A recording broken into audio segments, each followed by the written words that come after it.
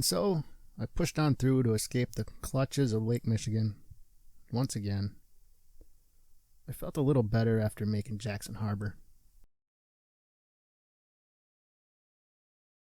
Man, what a day that was. First about a couple hours. I woke up about 2 in the morning and had to get out of Washington Harbor because winds were kicking up. It's pretty crazy. I had a lot go wrong today. But I'm here in this.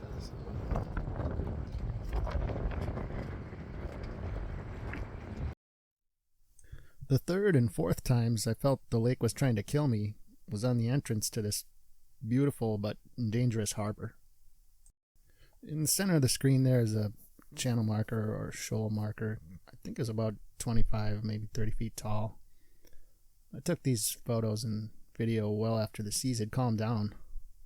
Of course, it's hard to judge wave height, but even after the storm had well passed, you can see the rollers are still coming in. There's a full-size Toyota pickup truck at the house there on the left for a little bit of scale.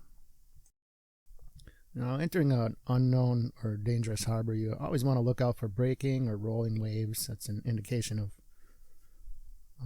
shallowing ground. You can see to the right of the marker there's a narrow cut where the water's deep enough and the waves don't break. It's the only way in. Go too far to the left or to the right and you're going to be run aground and bashed up by the waves. And in that channel there, it was actually reading about 8 feet deep, but the waves, I would have said they maybe were realistically 5 to 6 feet tall. So with the waves picking you up and dropping you, you really don't have much operational wiggle room there as far as depth. I draw about 4 feet with my sailboat.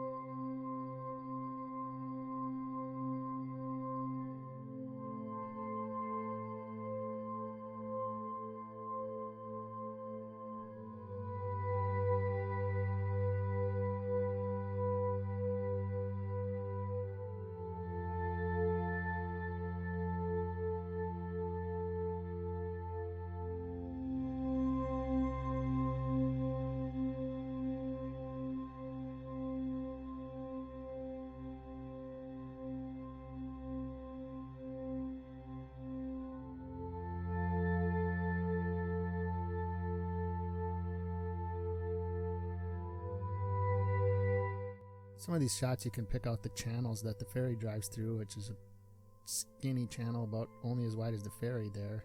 And then the same channel is for the sailboats, and then you kind of got to squeeze into them dark areas around the pier there.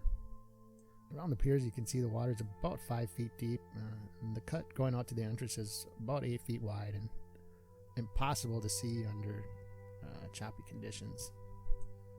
The way I actually got to the pier there was that I anchored out in the middle, and the bottom is just rock hard and seaweed, and I basically drug my anchor and sailed backwards, hanging off my anchor and letting the wind blow me into that pier. Luckily there was a couple guys there that caught the boat and helped tie me up. Otherwise that would have been probably would have been the end right there of the trip, that is. Everyone on shore was watching me come in, and they were pretty much helpless at that point, and they all said there was really no way I should have made it in through there without going aground, but glad I could be of a little bit of entertainment for them. So another dangerous yet beautiful place. Nice try, Lake Michigan.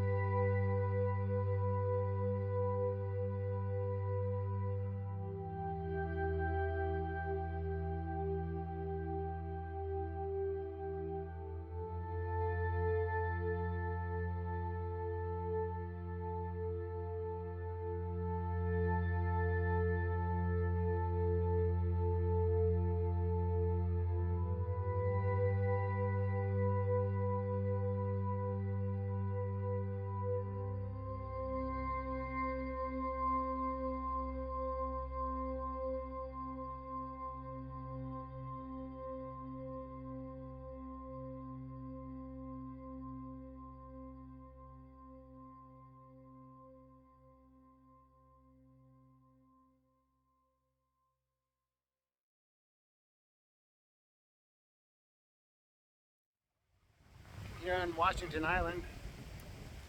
Pretty cool place, looking across that rock island. Not much to see here, I guess. It's pretty though. Interesting fact, this buoy here marks the start of the shallow water, so it's advised that you sail to the right. You stay to the right of this buoy, you're fine. It's good to know in case you ever come here. Yeah. Hi, Pelican.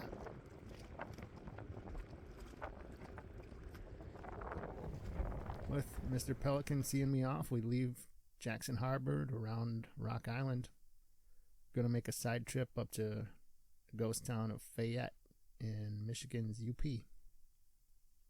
I'll see you then.